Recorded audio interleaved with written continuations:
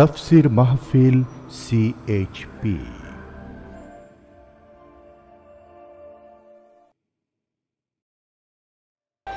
প্রিয় ভাই সব, চলুন কোরআন মানুষকে কি শিক্ষা দিয়েছে এবং কি কিতাবের প্রতি আমাদেরকে ঈমান আনতে বলা হয়েছে। সুতরাং প্রতিদিনের মতো আসুন আমরা শয়তানের ওয়াসওয়াসা থেকে আল্লাহর কাছে পানাহ চেয়ে নেই। সবাই পড়েন আমার সাথে, আউযু বিল্লাহি মিনাশ শাইতানির রাজীম, বিসমিল্লাহির রাহমানির রাহিম। বিতাড়িত মরজুদ শয়তানের ওয়াসওয়াসা থেকে আল্লাহর কাছে পানাহ চাই। পরম করুণাময় আল্লাহর নামে শুরু করছি। লাইসাল বিররা আন তুওয়াল্লু ওয়ুজুহাকুম কিবালাল মাশরিকি ওয়াল মাগরিবি ওয়ালাকিন্নাল বিররা মান আমানা বিল্লাহি ওয়াল ইয়াউমিল আখিরি ওয়াল মালাইকাতি ওয়াল কিতাবি ওয়ান নাবিয়্যিন। সাদাকাল্লাহুল আযীম। একটি লম্বা আয়াতের একটি অংশ আমি তেলাওয়াত করেছি। এটি হলো সূরা বাকারার ২য় পারা 177 নম্বর আয়াত। মুখস্থ হয়ে গেছে, আলহামদুলিল্লাহ বলেন। আল্লাহ তাআলা এখানে বলছেন, লাইসাল বিররা আন তুওয়াল্লু ওয়ুজুহাকুম কিবালাল মাশরিক ওয়াল মাগরিব। পূর্ব দিকে আর পশ্চিম দিকে কতবার তুমি তোমার মুখ ঘুরালে, এটি এর ভিতরেই কল্যাণ নিহিত নয়। মূলত প্রকৃত নেকি হচ্ছে আল্লাহর প্রতি ঈমান, পরকালের প্রতি ঈমান, ফেরেশতা এবং কিতাবের প্রতি ঈমান, আর নবীদের প্রতি ঈমান। এখানে এই 5টি কথা, সামনে আছে আরো 5টি কথা। প্রকৃতপক্ষে নেককার পুণ্যবান হওয়ার জন্য আল্লাহ এই আয়াতের মধ্যে 10টি শর্ত আরোপ করেছেন। কটি শর্ত বলুন? 10টি। আমরা দেখি কতদূর আমরা যাইতে পারি। আল্লাহ যেন তৌফিক দেন, আমরা বলি আমিন। গত প্রথম দিনেই আলোচনা করেছিলাম আল্লাহর প্রতি ঈমানের কথা, আর গতকাল করেছি আখিরাতের উপরে ঈমানের কথা। আল্লাহ তাআলা আমাদের ঈমানকে রিচ করে দিন, সমৃদ্ধ করে দিন, আমরা বলি আমিন। এরপরে আজকে আলোচনা হবে ফেরেশতাদের প্রতি ঈমান এবং কিতাবের প্রতি ঈমান। ফেরেশতা কি, এ সম্পর্কে আমাদেরকে জানতে হবে। ফেরেশতাদের প্রতি ঈমান প্রকৃতপক্ষে আল্লাহর প্রতি ঈমানের পরিপূর্ণতা মাত্র। এর উদ্দেশ্য শুধু ফেরেশতাদের প্রতি ঈমান আনা নয়, স্বীকৃতি দান করাই নয়, বরং এর লক্ষ্য হচ্ছে বিশ্ব ব্যবস্থায় তাদের স্থান কোথায় তা উপলব্ধি করা, যাতে করে আল্লাহর প্রতি ঈমান খালেস হয়ে যায় এবং শিরক আর গায়রুল্লাহর ইবাদত থেকে মানুষেরা মুক্ত হয়ে যায়। সেই জন্য কোরআনে কারীম ফেরেশতাদের কথা এনেছে। ফেরেশতাদের সম্পর্কে একটা মোটামুটি ধারণা পৃথিবীর সকল ধর্মের মধ্যে আছে। কেউ বলে স্বর্গীয় দেবতা, কেউ বলে অ্যাঞ্জেল, কেউ বলে ফেরেশতা। তবে এই ধারণাগুলি বিকৃত অবস্থায় ছড়িয়ে আছে পৃথিবীর সব দিকে। কারো কারো মতে ফেরেশতারা প্রকৃতির সন্তান, কারো কারো মতে ফেরেশতারা দেবতা, কারো কারো মতে ফেরেশতারা খোদার মদদগার, কারো কারো মতে তারা আল্লাহর মেয়ে। নাউজুবিল্লাহ বলেন। কাফেরেরা বলতো ফেরেশতারা আল্লাহর মেয়ে, আল্লাহর কন্যা। আল্লাহ তাআলা এখানে কোরআনে কারীমে বলছেন, আলাকুমুয যাকারু ওয়া লাহুল উনসা তিলকা ইযান কিসমাতান দিযা। আলাকুমুয যাকারু ওয়া লাহুল উনসা। এটা কেমন কথা? কি ধরনের বৈষম্যমূলক বন্টন তোমরা করলে? ছেলেগুলো তোমাদের আর মেয়েগুলি আল্লাহরে দিয়ে দিলা। আল্লাহ তাআলার কোনো ছেলেও নাই, মেয়েও নাই, বাপও নাই, মাও নাই। ছোট্ট একটি সূরার মধ্যে আল্লাহ সে কথা বলে দিয়েছেন। কুল হুয়াল্লাহু আল্লাহু আহাদ। মুখস্থ আছে না এই সূরাটা? পড়েন আমার সাথে গলা ছাড়িয়ে দিয়া। কুল হুয়াল্লাহু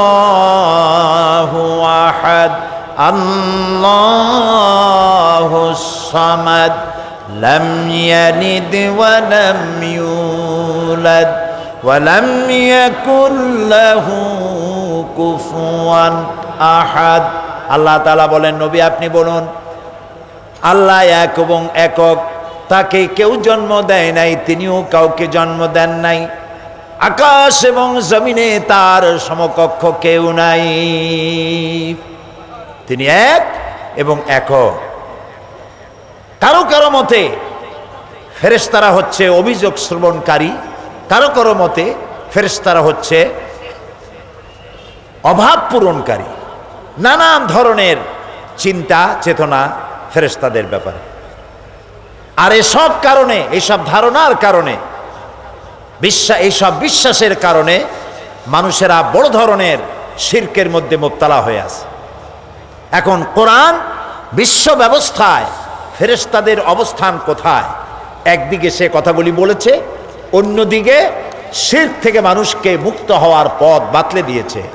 কোরআন স্পষ্ট ভাষায় ঘোষণা করেছে ফেরেশতারা আল্লাহর সন্তান নয়, তারা কাজের অংশীদারও না, বরং তারা হচ্ছে আল্লাহ পাকের হুকুম বরদার বান্দা মাত্র। সুবহানাল্লাহ বলেন। এই যে বলা হয় যে আল্লাহ তাআলা আদম বানাইতে চাইলেন, ফেরেশতারা প্রতিবাদ করলেন। আল্লাহ তাআলা বললেন ইন্নী জাইলুন ফিল আরদে খলিফা। ফেরেশতারা বলল নাহনু নুসাব্বিহু বিহামদিকা ওয়া নুকাদ্দিসু লাক, আমরাই তো তাসবিহ তাহলিল করি, তা আর আবার মানুষ বানায়া খলিফা বানায়া লাভটা কি? এভাবে প্রতিবাদ করেছে ফেরেশতারা। কথা ঠিক নয়। আল্লাহ পরামর্শ চান নাই, তারাও আল্লাহকে পরামর্শ দেন নাই অথবা প্রতিবাদ করেন নাই। আল্লাহ তাআলা নিজে ইচ্ছা ব্যক্ত করেছেন আমি এটা করতে চাই, আর ফেরেশতারা তাদের পূর্বের অবিলব্ধ জ্ঞান সেইটা পেশ করেছে। প্রতিবাদ করার কোনো ক্ষমতা ফেরেশতাদের নাই। সুবহানাল্লাহ। আল্লাহ রাব্বুল আলামিন বলেন وقالوا اتخذ الرحمن ولدا سبحانه بل عباد مكرمون لا يسبقونه بالقول وهم بأمره يعملون। আল্লাহ তাআলা বলছেন কাফেররা বলে দয়াময় কাউকে পুত্র বানিয়ে নিয়েছেন। পবিত্র সেই মহান সত্তা, ফেরেশতা তো তার সম্মানিত বান্দা মাত্র। সম্মানিত বান্দা ফেরেশতারা আল্লাহর কি? না না, শুধু বান্দা নয়, সম্মানিত বান্দা। সম্মানিত আল্লাহ এজন্য বলছেন যে ফেরেশতারা আল্লাহ রাব্বুল আলামিনের হুকুমের বাইরে কিচ্ছু করতে পারে না, করার কোনো মাজাল নাই, ক্ষমতা নাই। মানুষ এটা করে কিন্তু ফেরেশতারা করে না। লা ইয়াসবিকুনাহু বিল কওল, তারা আল্লাহর হুকুমের বাইরে যেতে পারে না। ওয়াহুম বিআমরিহি ইয়ামালুন, আল্লাহ যা হুকুম করেন শুধুমাত্র তাই তারাই করেন।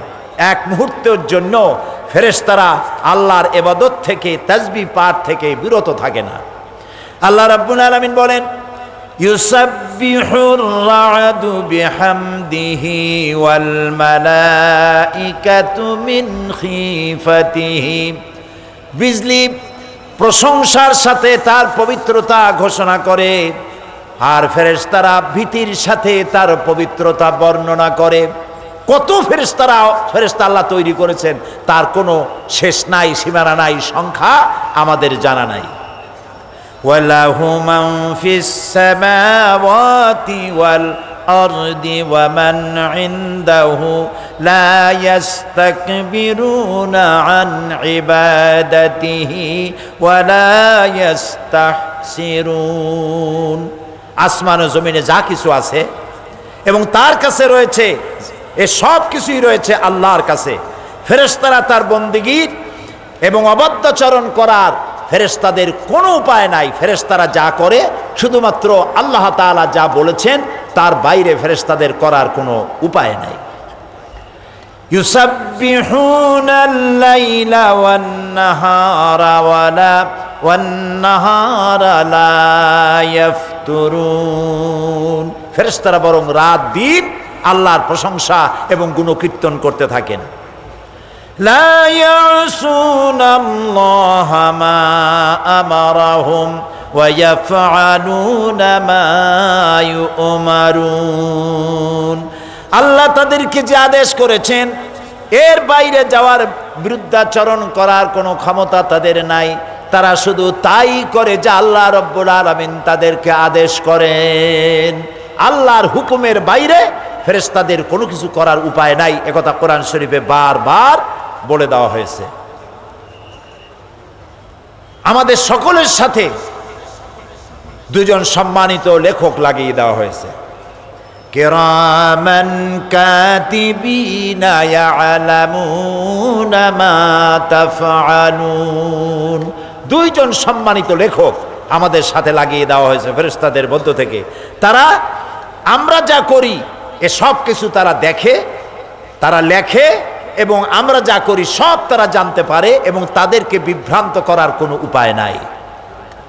একদিকে ফেরেশতাদের কর্তব্য সম্পর্কে আল্লাহ তাআলা বললেন, অন্যদিকে এই ফেরেশতাদের আরও কাজ আছে।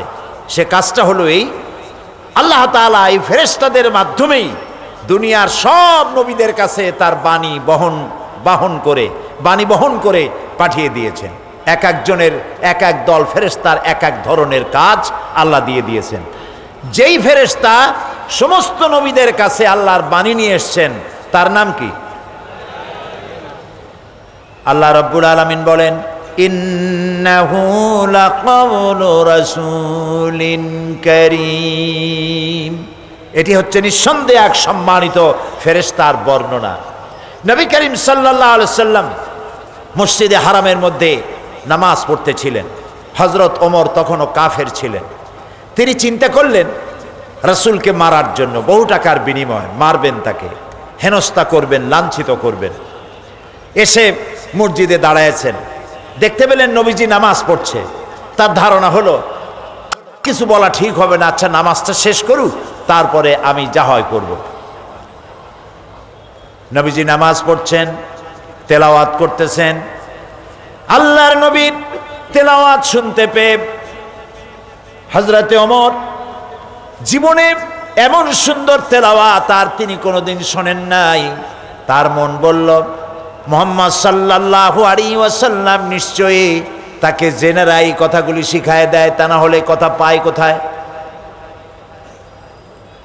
হযরত ওমর বলেন, আমি যখনই চিন্তা করেছি নবীজি এগুলি কোন জিন মুহাম্মদ সাল্লাল্লাহু আলাইহি ওয়াসাল্লামকে এগুলি শিখায়, যখন চিন্তা করলাম তখন তিনি নামাজের মধ্যে জবাব দিলেন যেন মনে হলো তিনি পড়লেন, ইন্নাহু লাকাউলু রাসূলিন কারীম। না, এটা জেনের কথা নয়, এটি মহান পবিত্র ফেরেশতার বর্ণনা যিনি বহন করে নিয়ে আসছেন।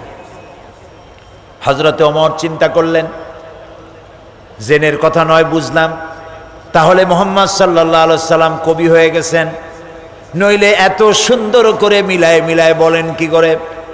কোরআন শরীফে মিল না দারুন? আয়াতগুলির একটার সাথে আরেকটার অপূর্ব মিল। তার ধারণা হলো মুহাম্মদ সাল্লাল্লাহু আলাইহি সাল্লাম কবি হয়ে গেছেন। হযরত ওমর বলেন, আমি যখন এই চিন্তা করেছি অমনি নবীজি নামাজের ভেতরে আমার শেখতর জবাব দিয়ে দিলেন। তিনি পড়লেন, ওমা হুয়া বিকাউলি শাইরিন কালিলাম মা তুমিনুন। না না না, এটা কোনো কবির কথা নয়, তোমরা খুব কমই বিশ্বাস স্থাপন করে থাকো। হযরত ওমর বলেন, আমি আশ্চর্য হয়ে গেলাম, মনের ভিতরে যা চিন্তা করি তারই জবাব পাই। তাহলে তো মুহাম্মদ সাল্লাল্লাহু আলাইহি সাল্লাম মনের কথাও যখন বোঝেন, শুধু কবি নয়, নবী তো জাদুকর হয়ে গেছে, গণক হয়ে গেছে। মুহাম্মদ সাল্লাল্লাহু আলাইহি সাল্লাম গণক হয়ে গেছে, বলেন নাউজুবিল্লাহ। হযরত ওমর বলেন, আমি যখনই চিন্তা করেছি তিনি গণক হয়ে গেছেন, অমনি তিনি নামাজের ভেতরে আমার শেখতরও জবাব দিয়ে দিলেন। তিনি পড়লেন ওয়ানা বিকাউলি কাহিনিন কালিলাম মা তাযাক্কারুন। না না না, এটা কোনো জাদুকরের কথা নয়, গণকের কথা নয়। হযরত ওমর বলছেন আমার মনে হলো যেন আমার পায়ের তলা থেকে মাটি সরে যাচ্ছে। আমি যা বলি তার জবাব আসতেছে, নামাজের মধ্যে মনে মনে বলি আর তার জবাব আসে। তিনি চিন্তা করলেন এটা জেনের কথা নয়, এটা কবির কথা নয়, এটা গণকের কথা নয়, তাহলে এটা কি? হযরত ওমর বলেন আমি যখনই চিন্তা করলাম তবে এটা কি, অমনি নবীজি আমার শেখতর জবাব নামাজের মধ্যে দিয়ে দিলেন। তিনি পড়লেন তানজিলুম মির রাব্বিল আলামিন। এটা মহান আল্লাহ রাব্বুল আলামিনের নাজিলকৃত কিতাব। হযরত ওমর বলছেন আমার মনে হচ্ছিল যেন ইসলাম ঈমান তার শেকড় শুদ্ধ আমার কলজার মধ্যে গেড়ে বসতেছে। কিন্তু তখনও তার ঈমান আনার সময় হয় নাই, এই জন্য তিনি ঈমান আনতে পারেন নাই। প্রিয় ভাই সব, নবীর কাছে আদম আলাইহিস সালাম থেকে শুরু করে মুহাম্মদ সাল্লাল্লাহু আলাইহি ওয়াসাল্লাম পর্যন্ত সমস্ত নবীদের কাছে বাণী বহন করে নিয়ে আসছেন কে? আল্লাহ তাআলা বলেন ওয়া ইন্নাহু লাতানজিলু রাব্বিল আলামিন নাযালা বিহির রূহুল আমিন।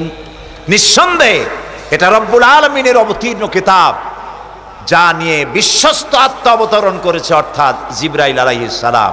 আল্লাহ যেমন ভাবে দিয়েছেন জিবরাইল তেমন ভাবে আনছেন, একটি শব্দেরও একটি অক্ষরও এদিক ওদিক হয় নাই। সুবহানাল্লাহ।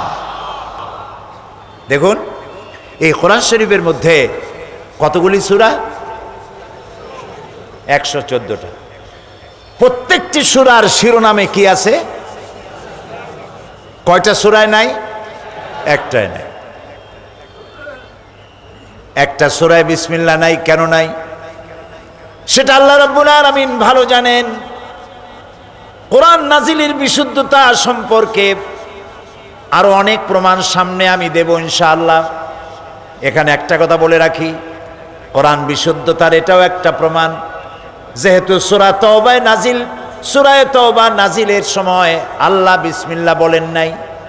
হযরতে জিবরাইল রাসূলের কাছে নাজিল করার সময় বিসমিল্লাহ বলেন নাই, তাই সাহাবায়ে কেরাম যখন লিখেছেন বিসমিল্লাহ বাদ পড়ে গেছে। কিন্তু 19-এর এক কেরামতি আছে কোরআন শরীফের মধ্যে, ওয়া আলাইহা 19। 19-এর এক হিসাব আছে, সেই হিসাব আমি বোধহয় গত বছর না কবে বলছি, আজ বলার দরকার নেই। যেহেতু 114 হলে পরে 19 দিয়া ভাগ করা যায়, কিন্তু বিসমিল্লাহ তো 114টা সূরার একটা জায়গায় কম হয়ে গেল। একটা জায়গায় যে কম হয়ে গেল, এই জন্য সূরা আন-নামলের শুরুতে একবার বিসমিল্লাহ বলা হয়েছে, আর একবার সূরা নামলের ভিতরে হযরত সুলাইমান রানী বিলকিসের কাছে যে চিঠি লিখেছেন তার উপরে আর একবার বিসমিল্লাহ যোগ হয়ে কোরআনের ভিতরে 114টা পুরা হয়ে গেল। সুতরাং ফেরেশতাদের উপরে ঈমান আনতে হবে এভাবে, তারা আল্লাহর সম্মানিত কি বান্দা। মাশাআল্লাহ, মুখস্থ হয়ে গেছে।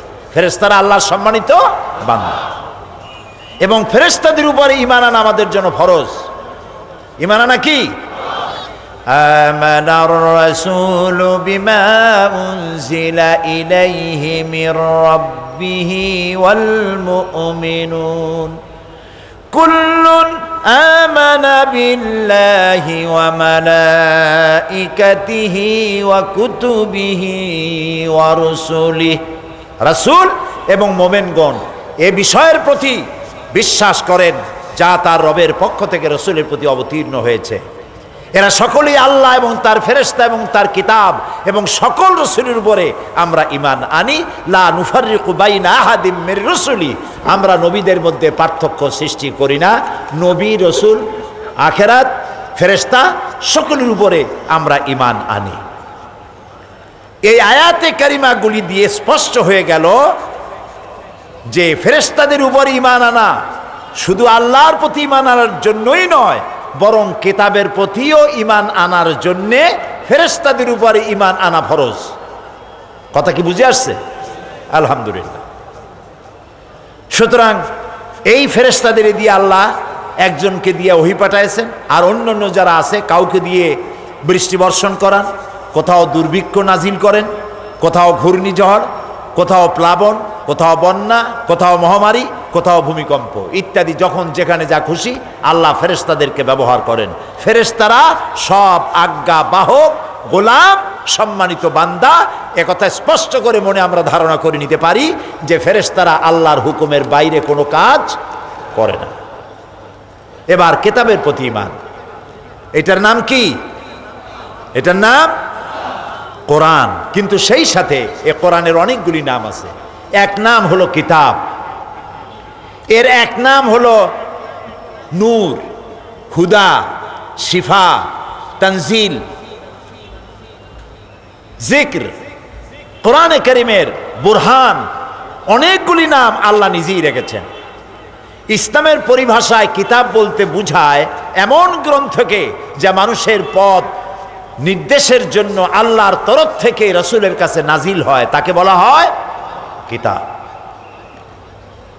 এ অর্থের প্রেক্ষিতে কিতাব হচ্ছে আল্লাহ তাআলার সেই মহান কিতাব যার ব্যাখ্যা বিশ্লেষণ করেছেন মুহাম্মদ রাসূলুল্লাহ সাল্লাল্লাহু আলাইহি ওয়াসাল্লাম।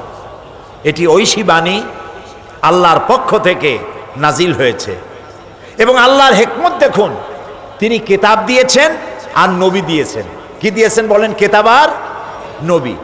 যদি শুধু নবী আসতেন আর কিতাব না আসতো, তাহলে নবীদেরকে মানুষেরা আল্লাহ অথবা তার ছেলেপেলে বানায় ফেলতো, ঠিক না? ঈসা আলাইহিস সালামকে আল্লাহর ছেলে বানাইছে না? ওজায়েরকে আল্লাহর ছেলে বানাইছে না? এভাবে বানিয়ে ফেলতো। আবার যদি নবী না আসতো, শুধু কিতাব আসতো, তাহলে মাঝিহারা নৌকার মতো অবস্থা হতো। যে নৌকায় মাঝি নাই, ওইটা যদি কর্ণফুলিতে ছেড়ে দেন, কি অবস্থা হবে বলেন? কি অবস্থা হবে? একুলে ধাক্কা, ওকুলে ধাক্কা, দুই কোলে ধাক্কা খাইয়া পাতালপুরীর নেমন্তন্ন খাইতে যাওয়া লাগবে, ঠিক না ভাই? এজন্য আল্লাহ রাব্বুল আলামিন বান্দাদের উপরে আছেন, একদিকে দিয়েছেন কিতাব, আর কিতাব বোঝার জন্য দিয়েছেন নবী। সুবহানাল্লাহ। নবী না দিলে আমরা কিতাব বুঝতে পারতাম না। এই জন্য প্র্যাকটিক্যাল আর থিওরি দুইটা আলাদা জিনিস। বুঝাবার জন্য আমি বলি, র দন্তের স, গয়কার লয় লয় আকার, কি হয় কন্ত? এখন একটা কাগজে আমি লিখে দিলাম র দন্তের স, গয়কার লয় লয় আকার। এবার আপনারা এর উপরে চাটেন, মিষ্টি লাগবে? কেন লাগবে না? কারণ উপকরণ নাই। আচ্ছা, উপকরণ লিখে দিলাম দুধ, দুধের ছানা, চিনি এবং অন্যান্য যা যা লাগে রসগোল্লা বানাইতে, সব লাগাইয়া কাগজটারে গোল বানাই দিলাম। এখন খান, মজা লাগবে? লাগবে না। কেন লাগবে না? এটার নাম থিওরি। মজা লাগবে কখন?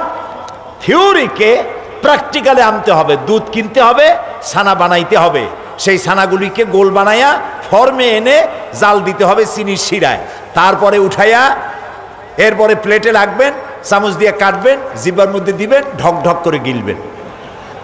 মজা লাগবে কিনা? মজা লাগবে। এই কোরআন শরীফ হলো কাগজে লেখা রসগোল্লার মতো। এটা থিওরি। এর প্র্যাকটিক্যাল যদি না হয়, তাহলে কোরআন আমরা বুঝবো না।